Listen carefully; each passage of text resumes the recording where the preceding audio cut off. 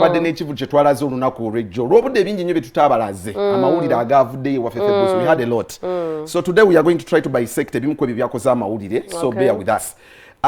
Fik Gaza yayingidde nga a hooligan. Hooligan kavyo kabadde kanji si kivumo. A hooligan is a description of someone ali chaotic babibyo betyo. That's how his entrance was. And hooligan sounded better for me to gende maso. Kakati abantu actually bababyeko obusimu nga Fik Gaza yingira. There is a lot of chaos that happened. Abantu ne beevuma naye Fik Gaza singa kale bw'obojje n'abantu babiri funa bakanyama bonga Spice Dana b'omulaba abeera ne bakanyama bali train naye gaali ezo si bano baana baffe b'okuze nabo mu ghetto buli omu olw'okuba ofuuse star naye kati balaba Katonda waabwe. But I believe let that tendency stop. To me I believe it's stupidity of the highest level okubanga ojja mu kivulu n'omanya nti bw'otuukawo wulira Jackstar twasangako omwana oyo nga tugenze mulumba. I think you remember nenga n'okuyita umuti okuyita wala okuba ina obuvuyo bw'obuvubuka obumugoberera no I believe Jackstar me I believe omwana ono ayina se okugamba bana leero muli bangi kangendeko n'abatono trust me bana bamanyi kye bakola Jackstar. He's not someone atayina bwongo nti tamanyi nti bana abantu abamugoberera we bakola obuvuyo. It's going to be attributed to his name. Identity atambula ne gali is a man of a actually me I believe it's local byagwako dda bya kito nyonyo. No, it's actually local by the way. Chogamba asinga bakenze swaga why can't them like move with a lot of people? That's nonsense. No. Twasanga omwana oyo mulumbe Jackson ngo otya n'okuyita mu kkubo. Otya n'okwata essimu eyiyo olw'okuba Fik Gaza is passing by. That's not called for. Okitegeera abaana batya okujja mu bivululwa abana abantu edda bagambanga nnyo nti gravity naye ayinanga abantu ababba obusimu. But I believe gravity muntu ali a little bit different. Maybe abantu bamulaba bamuddukira but this guy comes with a lot of people from his home nakulaga nti ajja kujja ne bebasanze mu kivulu bagoberereko oze n'abantu 10 n'ababbi mwe bagendera okugoberera nze we banzi ba be like Fik Gaza yanzibye because it's your people you know temutandika kulemesa abantu kujja mu bivulu lwansonga mutambula ne bafaani otambula no you can come alone and actually you make it waba ine nyimbe ennungi. I believe it's about the music. Ata mulina music yakoze n'oluyimba ne Chameleon atannazaako akyali mu byaggaali ng'ogyeko banana wa Chameleon bazemu remix era Chameleon yamuwadde remix endala akubeeyo ennyimba ezize ave ku gaali. It's not necessary, it's not called for. This is Fik Gaza we're talking about. Ate njogedde kwani ngambye Fik Gaza Africa's finest. Ebyo bintu byali mukola byadda nnyo omulembe tuli mupya. Omulembe tuli mu mupya. We need music. Si kavuyo, si gaali, si kukakasa. Let him do music by the way. Katumuwulire.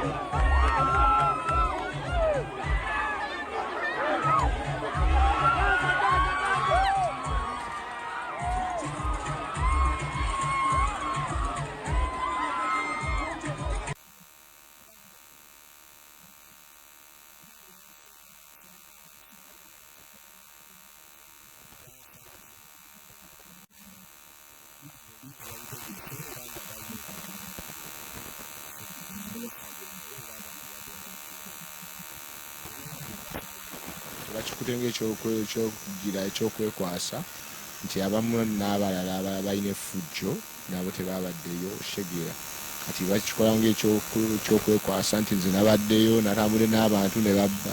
I think last month spokesperson wa Kampala ngo yatugamba nti no bagenda bawa summons gwene alien oba nti mulekera otambula n'abantu abangi summons zatuuka oba nalize nninda naye tezaatuuka naye nali nzirinza awo kasita yabyogerako nagirinda ewaka okumala ebbanga naye sigiraba. Let's talk about the Sanyu remix. Rafulumye video yafulumye. How did it come up? Because omwakola banda bati ne balowooza kikomyawo but Chameleon ne muddamu ate ne muddamu oluyimba lulala. Awo oli mukulu wange lwayagala lonna ne mba nalutudde jjo n'alwagala era nze ndumuwa kuba oli legendary kyabayagala kyenkola kyo. So totidde bantu kulabira mu kitinga olabye aba Papa Sidi. Abantu baawukana Papa Sidi Fik Gaza. N'okuyimba kuba kuyimba era wemwesanga muli bayimbi mulina kuyimba ebitayi. Era wemba mwesanze waddi tusaana okukola ennyimba 10. Mpozi nga be bakiinako obuzibu. There is a mental health campaign eritambula bagamba jako biragalagala. Enjagambi alekera okwekwasa enjayo abavubuka bakozesa ebiragalagala naye enjayo ebiragalagala tebabikozesa bino simanya sigala mwenge biki cocaine biki byonna temukozesa nawe osobola ofuna akasada akayagako kanywe magezi oshegera ejja kufuula shaapu ng'obwongo budduka. Oli kugundiya saa tugamba mbu enjaga ddagala. Nja endagala saa talimba ewonya bintu bingi ewonya endwadde nga 140 ewonya shegera bintu bingi sagala asiri musawo singa oba ogitabudde n'okafumba n'okamyanga caayi osobola n'okasika busi shegera. Abavubuka banywa enjaaye ebiragalagala babiveeko bave ku mwenge bave ku cocaine bave ku bintu ng'ebyo sigala biki musigale kimu kuki twalaba ddala wali mu kutandikwa Sheila Gashumba yavaayo n'akondosa n'agamba agenda kuwa collaborations ez'amaanyi mutuusewo ku nsonga eyo. Ensonga ezo zikyali mu nteekateeka era Sheila ngenda munoonyako wenva wano tulabe engeri gye yakikolamu. Kyali kirungi nnyo postinga Hello Best ku Twitter kuba nali mu oluusi mugumyagumya kyamutuuseeko. Batugamba gwe ali mu bigere bya Rickman kati. Kirungi mba ni mu bigere bya Rickman. Ekyuma ky'omuzungu naye ng'ate oyo abadde Fik Gaza. Let me hope message etuukira ddala eggaali bambi muzikomye ezisukka. I take it as empisa mbi essagga lyo as long as affecting abantu b'obozzeemu terina kubeera swaga. Kati akola atya abaana bagambye nti temujja temungoberera. No, asobola. Kiringa we nagamba nga abantu wano if someone is from my team omanyi tulina teams nendaba omwana wa Touch Nation ng'avuma omuntu trust me. I tell them no one can ever do that again. Ontegeera. So it's up to you to control your team, your group. Ne mubanya nti kale we mungoberera we mukola kino it's going to be attributed to my name.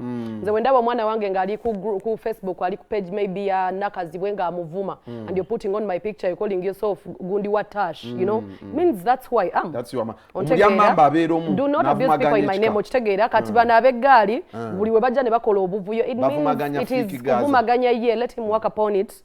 Omulembe gwe tulimu gwa kufulumya waka si buvuyo. Naye nga waka yamulina. Kyawaka tukiremerako. Amufulumi. Ayina waka. No, let him work on it.